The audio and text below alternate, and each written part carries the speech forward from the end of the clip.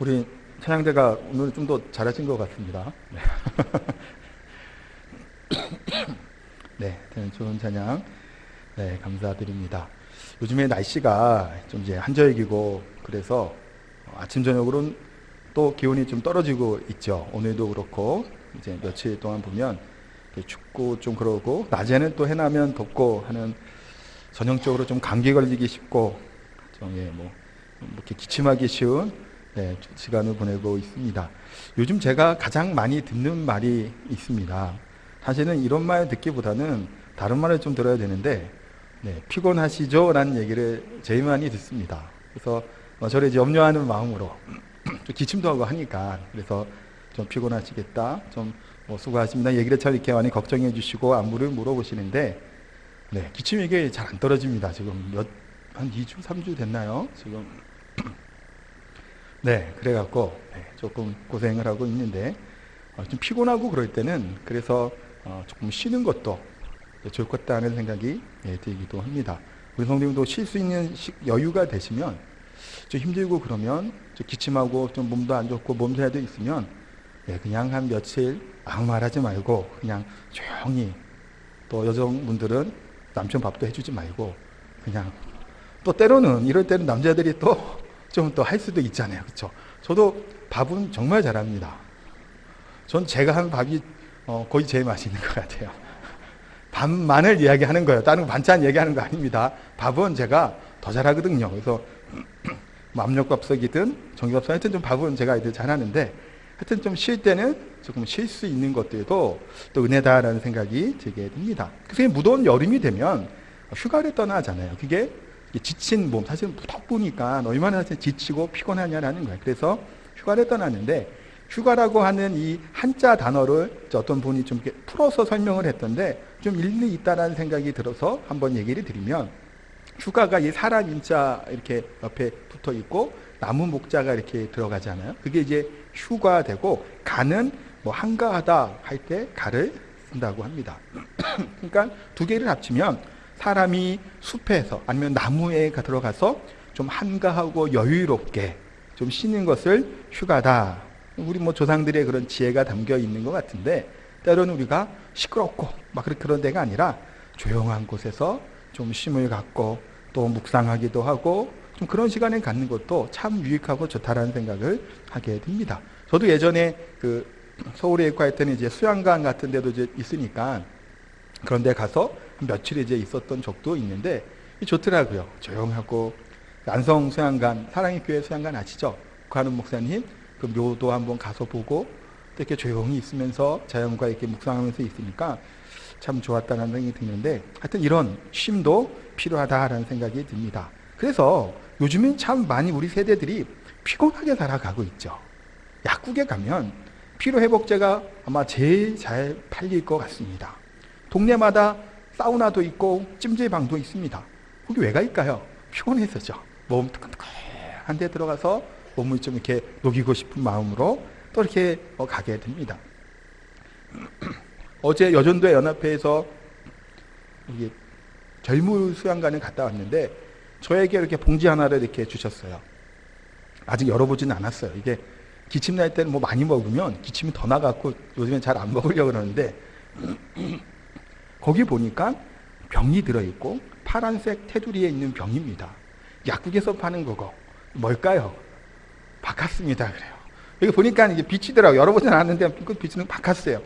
이 바카스를 사무실에도 또 이렇게 있습니다. 피곤할까봐 어떤 분이 사다 주신 분도 있고, 또 우리 지난번에 바제야 할 때 또 누가 또 하신 분도 있어서 또 남은 것도 이렇게 있는 것도 있어서 잘 저는 먹지는 않는데 그 바카스를 그런 것들이 참 많다라는 겁니다. 이처럼 피로감이 있게 되면 뭔가를 풀려고 하죠. 사람들은 그래서 여러 가지 이유로 피곤을 느끼는데 이 스트레스도 같은 맥락인 것 같아요.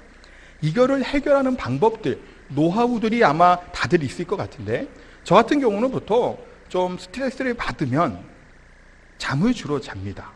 요즘에는 그렇게 스트레스 제가 받고 있는지 모르겠는데 그걸 느끼지 않는데, 정말 막 짜증이 나고 막 좀 하여튼 그러면 그냥 아무 생각 안 하고 그냥 자리에 누워서 그냥 멍하니 있던가 자던가 하는 경우들로 나는 풀어요. 또 어떤 분들은 수다를 떠는 분들이 있죠. 여성분들이 아마 주로 수다를 떨 것 같아요.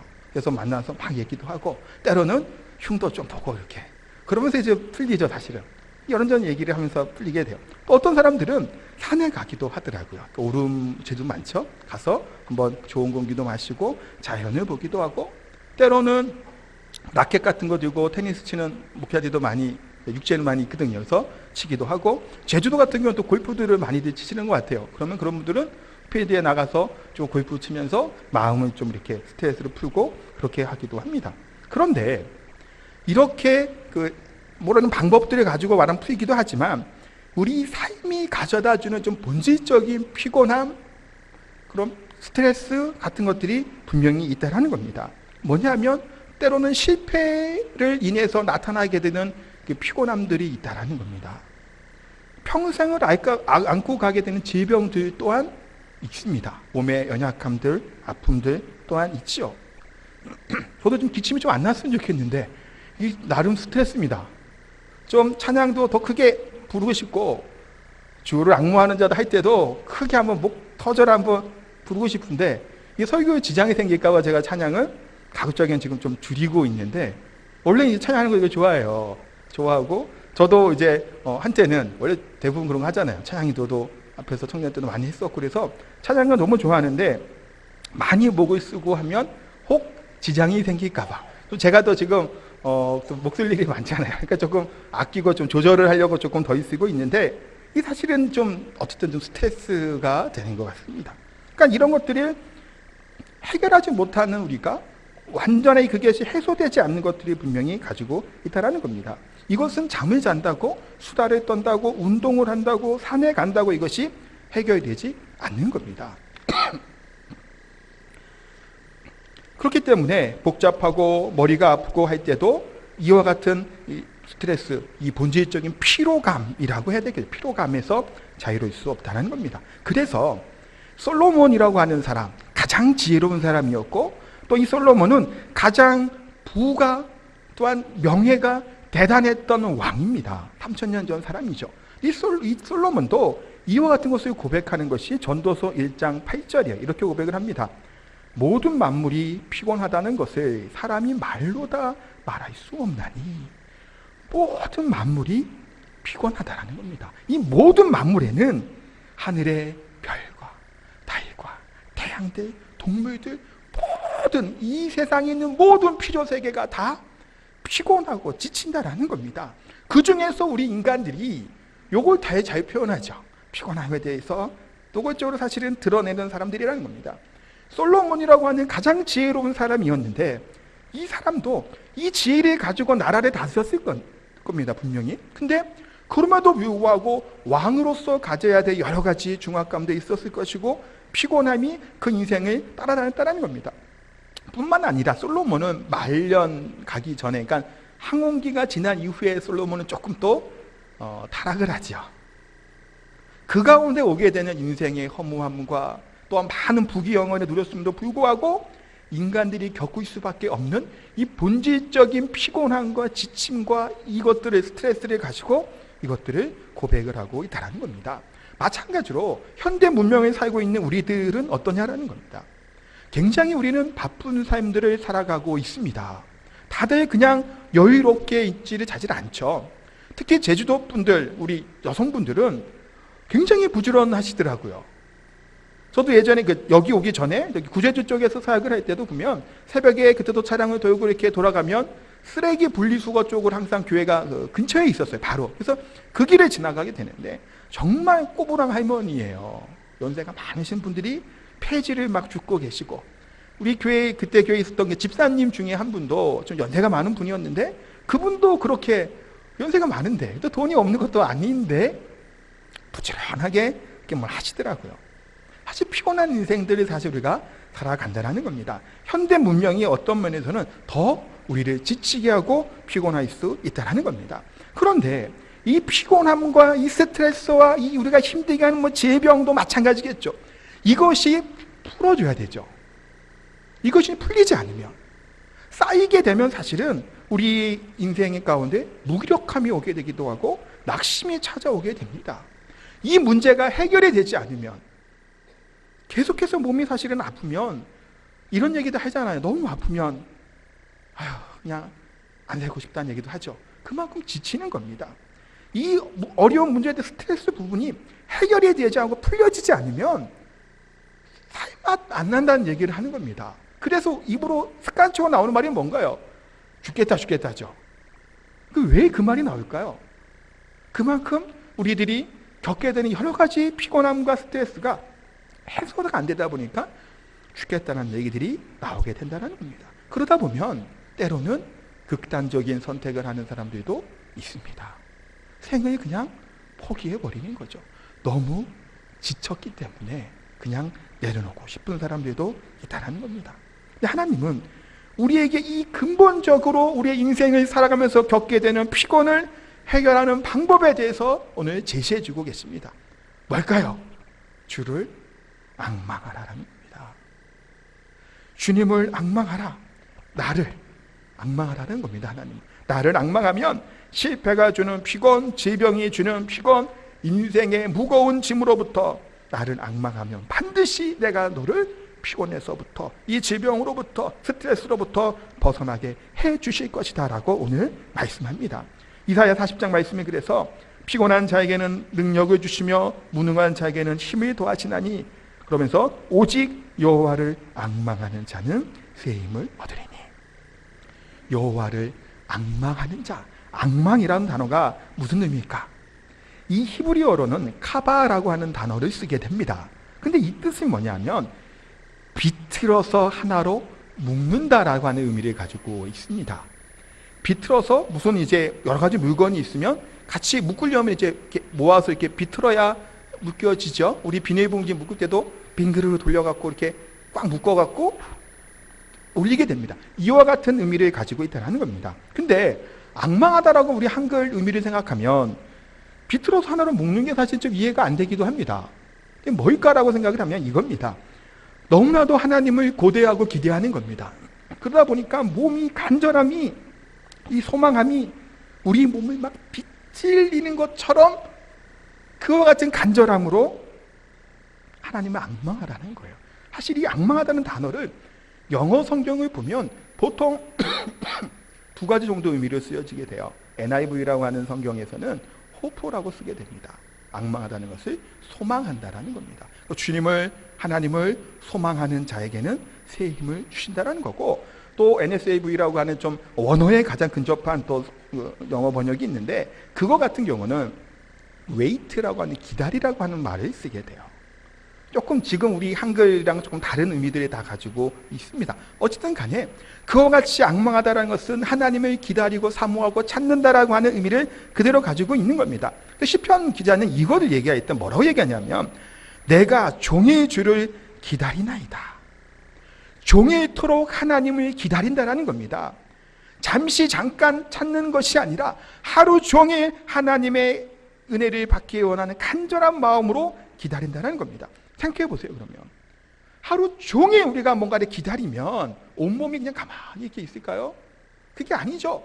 조바심이 나기도 하고 몸이 뒤틀리는 그 심정들, 마음들을 좀 상상해 보시면 좋을 것 같아요. 무엇인가가 오기를 기다리는 그런 마음들, 사실은 그냥 있지 않다라는 겁니다.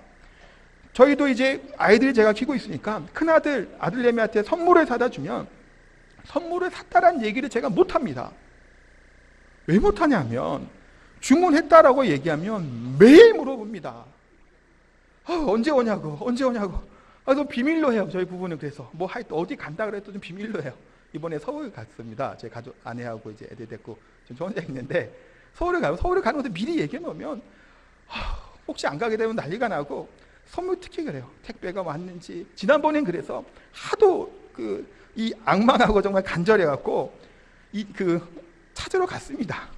CJ였나 택배 거기에 가갖고 그 저녁 시간에 기다리지 못하겠는 거예요. 그래갖고 도착했다 인터넷 검색하면 나오잖아요. 제주에 도착했다. 그래서 아들 데리고 갔습니다. 가갖고 이름 대고 좀 달라고 미리 받아왔어요. 이런 겁니다. 앙망하다라는 건 가만히 있지를 못해요. 아빠를 덜덜 볶습니다. 사실은.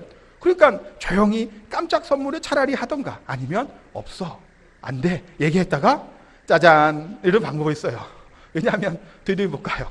계속 얘기하니까. 근데 이게 기다리고 기다리는, 정말 사모하는 마음으로 나아가면 이것이 이 상태라는 거예요. 막 몸이 꼬이고 계속해서 뭔가 하는 마음이다라는 겁니다. 또한 시편 기자는 이렇게 또 얘기도 합니다. 내 눈이 새하도록 앙망하나이다. 눈이 너무나 기다리고 또 사모하는 마음이 있으니까 침침해지고 피곤함을 느낄 만큼 사모한다라는 것이 바로 앙망하다라는 겁니다.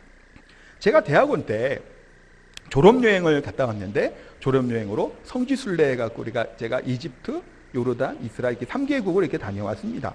그때 가격은 한 200여만 원 정도, 200만 원 초반대였던 것 같은데, 그때 당시에 뭐 가난한 신학생이었고, 뭐 전도사로 뭐 사립비 사실 얼마 받아서 뭐 등록금 내기도 사실 힘들었죠. 그래서 돈은 뭐 별로 없었지만 돈 도와주시는 분들도 있었고, 또 제 아내가 그때 조금 뭐 후원을 해줬다고 해야 될까요? 좀 보태줬습니다. 그래서 이제 제가 다녀왔는데, 그때는 결혼하기 전이었어요.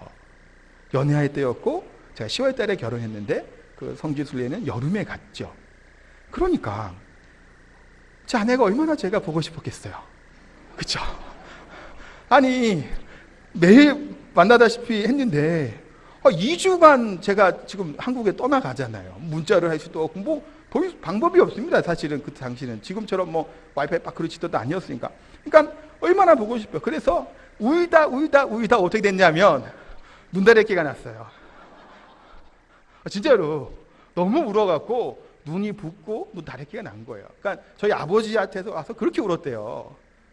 펑펑. 이렇게 혹시 많이 우리 이재용 목사님 이렇게 어떻게 많이 울고 이렇게 하셨을, 그만큼 사랑 받으셨나요? 저한테 그렇게 사랑을 받았습니다. 네, 저를 그렇게 사랑해서 네, 저를 이렇게 잠시도 떨어지지 못. 그래서 결혼했죠. 그렇게 울고 눈다래끼도 나고 하니까. 없을 때 사실 이런 얘기합니다. 그게 앙망하다라는 건 것 같아요. 그 생각이 나더라고요. 정말 많이 울어도 진짜 눈병이 난 거예요. 그만큼 뭔가를 기다리고 좀 찾고 좀 그러고 싶은 그런 마음들, 그게 앙망하다라는 거죠. 그러니까 우리가 하나님을 앙망하든 사랑하는 사람을 앙망하든 간에 이 마음이 끌림이 있어야 되겠죠. 사랑한 마음이 있어야 되고 우리 마음이 움직여져야 됩니다. 사실 그곳으로. 그래야 기다리지. 기다릴 만한 존재가 아니라면 누가 뭐라고 얘기해도 앙망하고 기다릴 이유가 없다라는 겁니다. 협박해서 억지로 앉혀놓는다고 하나요? 공부할 때도 애들이 공부 안 하는 애들 아무리 자리에 앉혀놔 봐야 공부 안 할 놈들은 안 합니다. 다른 길을 알아보는 게 사실은 낫죠. 공부 안 할 사람들은 안 해요. 자리에 앉혀놓는다고 억지로 되는 것이 아니다라는 겁니다. 그래서 이사야는 하나님에 대해서 설명하고 있으면서 두 가지 정도를 하나님에 대해서 설명을 합니다. 그러면서 하나님을 앙망해야 되고 하나님을 찾을 것에 대해서 하나님의 은혜를 기다리는 것이 그래서 중요하고 귀하다는 것에 대해서 설명을 하게 되는데, 첫 번째는 뭔 얘기를 하냐면 이사야는 하나님이 창조하신 하늘을 보면서 그가 얼마나 크고 강대하신 분이신가에 대해서 설명을 합니다. 그리고 다시 밤하늘 바라보시면 어떤가요? 경이롭다는 느낌이 들 때가 사실 별로 없죠. 근데 아마 우리가 그 천체과학이나 그런 과학적으로 한번 공부했으면 대단히 그 가운데 한번 놀랄 것 같아요. 우리나라 태양계라고 하는 게 사실 작다고 합니다. 전체 우주로 따지게 보면. 또 우리나라는 그런 거 못 보냈으니까 뭐 미국에서 나사에서 탐사를 보내잖아요. 태양계를 벗어나는 것도 지금 몇십 년이 걸리는 겁니다. 속도가 어마어마하대요. 10,000km가 20,000km 시속으로 간대요. 우주에서. 대단한 속도죠. 그럼에도 불구하고 하는 세월이에요. 사실은 다른 별로 간다라는 것이. 그것도 조그마한 우주에서 보면 작다라고 하는 이 지구에서 보내는 건데도 그걸 생각해 보면 이사야 48장은 그래서 이렇게 얘기합니다. 13절에 보면 과연 내 손이 땅의 기초를 정하였고 내 오른손이 하늘을 폈나니 내가 그들을 부르면 그것들이 일제히 서느니라. 전능하신 우리 하나님은 이 우주 만물, 이 광대하신 것들을 다 창조하신 하나님이라는 겁니다. 그런 이 하나님을 앙망하고 바라보라라는 겁니다. 제 딸내미가 매일 저를 이제 굉장히 좋아합니다. 딸이니까 아빠를 굉장히 좋아하잖아요. 그래서 이제 많이 아빠를 의지하는데 때로는 이제 우리가 공원놀이터 가서 놀 때가 있어요. 놀 때 있으면 놀다가 언덕배기로 올라갑니다. 산 쪽에 올라가서 그 아이가 저한테 요구하는 것이 있어요. 내려와야 되는데 무섭잖아요. 이게 경사가 많이 치니까. 제가 좀 밑에 내려와서 여기 있는 아이들한테 이걸 하라 그래요. 힘내라, 기마서, 잘한다, 씩씩 이런 응원을 하라고 얘기하는 겁니다. 그러면 걔가 제 응원을 받아서 씩 웃으면서 한 발 내려와요. 근데 이제 사실 좀 멀어지면 저는 좀 거리를 두고 내려왔으면 하는데 그 무서워서 못 내려오고, 가까이 여기서 한 요 정도 거리가 있으면 아빠를 보고 내려옵니다. 힘차게. 뭐 그렇게 무서워하지 않죠. 내려가는 거예요. 왜 그럴까요, 그것을? 또 어릴 때 생각해 보세요. 이런 강대상 같은 데서 우리가 놓고 뛰어내려 하면 뛰어내리나 안 뛰어내리나요? 어릴수록 뛰어내립니다. 크면 안 뛰어내려요. 왜 안 뛰어내리죠? 아빠를 불신하는 거예요. 아빠가 나를 붙잡아 줄 수 있을까 없을까를 의심하는 거죠. 의심이에요, 그거는. 근데 어릴 때는 뛰어내립니다. 믿음이 뭘까요? 이거예요, 사실은. 하나님을 앙망한다라고 하는 하나님을 믿는 거죠. 근데 이 하나님이 지금 이사야 얘기하는 것처럼 우주 만물을 창조하신 강대하고 위대하고 전능하신 하나님이라는 겁니다. 그 하나님이 우리의 뭐가 된다는 걸까요? 아버지가 된다는 겁니다. 이 사실을 이야기하니 천부를, 하늘 아버지를 믿을 수밖에 없고 그를 향하여 부르짖고 기도하지 않을 수 있겠냐는 거예요. 하나님이 이런 하나님인데, 그러면서 이사야는 또 뭘 얘기하냐면 하나님에 비해서 우리 인간의 연약함에 대해서 이야기를 합니다. 40장 이사야 40장 15절에 보면, 보라, 그에게는 열방이 통해 한 방울 물 같고 저울의 작은 띠끌 같으며 섬들은 떠오르는 먼지 같으리니. 하나님 입장에서 보게 되면 열방의 통에 한 물, 그러니까 무슨 바구니나 뭐 그런 데 통해서 물방울 떨어진 것처럼 작다라는 겁니다. 티끌 같다라는 것이고 섬들은 떠오르는 먼지와도 같은 하잘것없는 존재라는 겁니다. 이 얘기는 뭘 얘기하는 걸까요? 우리 인간들이 그만큼 비참한 존재, 연약한 존재라는 얘기, 물론 그것도 들어갔지만 그것보다는 하나님이 이만큼 광대하시고 위대하시고 전능하신 하나님이라는 사실을 이야기하고 있는 겁니다. 얼마나 하나님이 크신지, 얼마나 하나님이 강대하신지 궁창에서 앉아 계시며 땅을 보면 우리 인생들은 메뚜기 같다라는 겁니다. 인간이 메뚜기처럼 작다라는 겁니다. 이것을 우리가 경험한 적이 있습니다. 비행기에서 내려다볼 때. 일부에도 얘기했지만 비행기는 조금 그런 것 같아요. 우리가 막 움직이니까 실감이 안 나요. 근데 63빌딩 전망대 올라가 보신 분 있나요? 저도 어릴 때 한번 올라가 봤는데 거기서 내려다보는 밑에 시내 미도이 어떨까요? 조그마한 자동차가 요만하죠. 63빌딩에 내려다보고 그것들이 움직입니다. 사람은 잘 보이지도 않아요. 막 열심히 걸어 다니는데 움직임이 별로 사실은 없을 만큼 굉장히 좀 이렇게 거리감이 느껴지게 되죠. 하나님이 우리 인생들을 바라볼 때는 어찌 보면 이와 같다라는 겁니다. 하늘 높은 데서 우리가 내려보게 될 때 사실은 뭐 없어 보이잖아요, 별거. 그 사람 살아가는 모습들이. 그 하나님에 대해서 말씀하면서도 하나님이 어떠한 분이냐 하면 땅 끝까지 창조하신 이는 피곤하지 않으시며 곤비하지 아니하시며 명철이 하니 없으시다라는 겁니다. 이 하나님은 그런데 피곤하지도 않다라는 겁니다. 졸지도 않고 주무시지도 않다라는 겁니다. 하나님의 에너지는 항상 충만하다라는 겁니다. 우리들은 피곤하면 제한입니다. 아까도 얘기했지만 지치고 힘들고 하면 좀 휴가를 떠나든 좀 이렇게 좀 쉼이 사실은 필요해요. 아무리 우리가 힘이 있고 에너지 있는 사람이라고 할지라도 끊임없이 사실 에너지가 나오지 못합니다. 차도 기름에 넣어주지 않으면 차는 가지 못하죠. 모든 것들이 다 이와 같이 에너지를 충전받아야 되지만 우리 하나님은 무한하신 힘과 능력을 가지신 그분이 우리의 하나님이다라는 것을 말씀하고 있는 겁니다. 그러니 하나님 입장에서 바라볼 때 우리 인생이 어떠냐는 거예요. 하찮은 존재일 수밖에 없다라는 겁니다. 그런데 우리 인간도 때론 어떤 면에서 보면 대단한 존재입니다. 위대한 존재라는 겁니다. 조금 잘못 생각하면 내가 하나님이 아닐까라고 생각할 만큼 대단한 사람이 바로 우리 인간들이에요. 어떤 내용을 제가 인용해서 봤는데 염색체의 정보량을 제가 본 적이 있습니다. 거기에 보면 염색체 하나입니다. 하나, 극히 일부 하나가 정보량이 200억 바이트나 된다고 합니다. 그러니까 이게 뭐냐면 300단어 쓴 A4 원고지 200만 장이래요. 그걸 책으로 따지면 500권짜리 좀 두꺼운 책 있죠. 그것을 4,000권 정도의 책을 기록할 만한 그 정보의 양이 그 염색체 하나에 들어있다는 겁니다. 우리 몸이 하나로 되어 있는 게 아니죠. 수많은 그런 염색체 세포들로 구성되어 있는 우리의 몸이라는 겁니다. 우리 인간을 분석하면 분석할수록 더 사실은 그 방대하다는 겁니다. 아직도 우리 인체의 신비에 대해서 과학자들이나 의사들이 밝혀내지 못했습니다.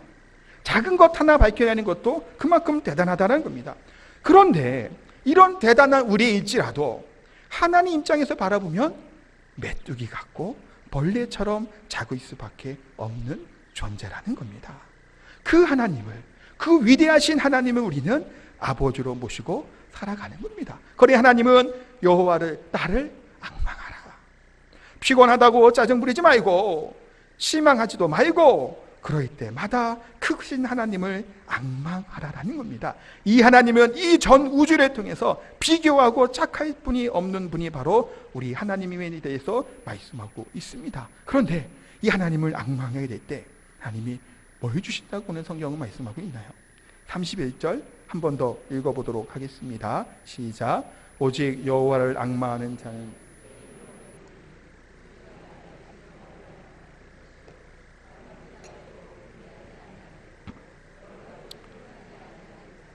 아멘.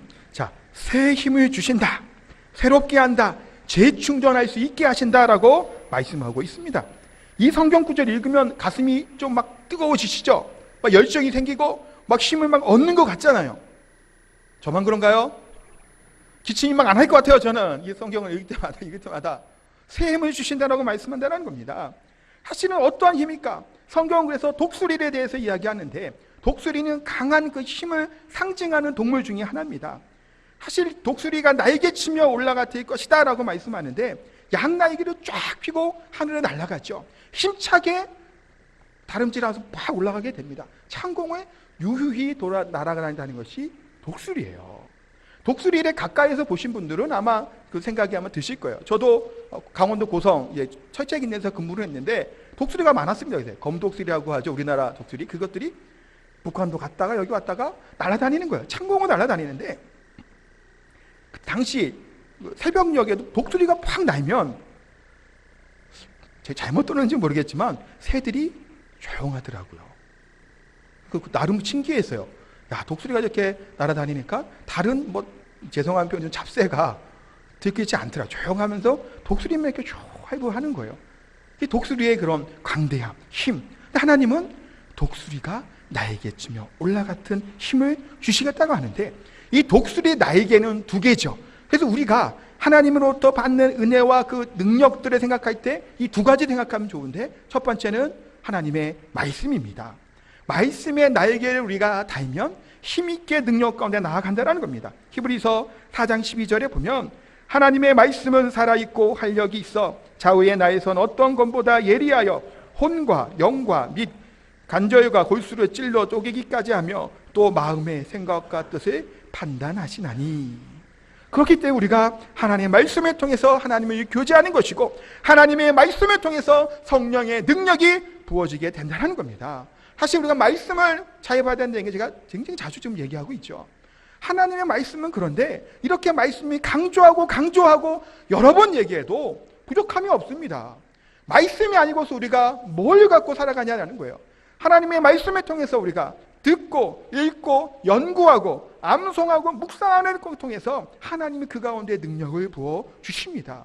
특별히 암송할 수 있으면 암송하는 것도 유익한 것 같아요. 저 청년 시절에 암송했던 말씀들이 지금도 생각이 사실 많이 납니다. 일부러 막 암송 저도 많이 못했던 것 같은데 좀 외우고 하면 상황에 맞게 때에 맞게 하나님이 성경을 통해서 말씀을 생각나게 하시죠. 기도할 때도 암송했던 말씀들이 막 떠오릅니다. 그러면서 이 말씀을 가지고 하나님 앞에 기도하는 거예요. 말씀을 갖고 기도하는 것이 뭘까요? 하나님의 약속을 갖고 기도하는 겁니다. 하나님의 언약과 성취함을 우리가 믿음으로 말씀을 근거하는 거예요. 하나님이 주신 이 말씀을 내가 붙잡고 기도하오니 주여 응답하여 주시옵소서. 그게 말씀을 갖고 나가는 겁니다. 이런 하나님의 능력들 그 가운데 임하게 됩니다.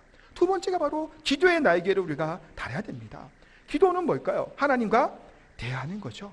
간절한 마음으로 우리가 기도하게 될 때 하나님 우리를 만나주시고 영적인 능력들을 우리에게 부어주십니다.